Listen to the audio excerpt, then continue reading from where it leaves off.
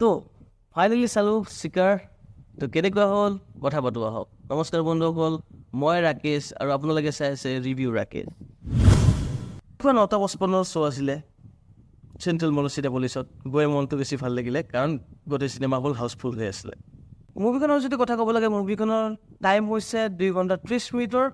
মুভিখনৰ যদি ষ্টৰীৰ কথা ক'ব লাগে, মুভিখনৰ ষ্টৰীটো বহুত বেছি ধুনীয়া, য'ত ড্ৰামা আছে, ৰোমাঞ্চ আছে, একশ্যন আছে, কমেডি আছে।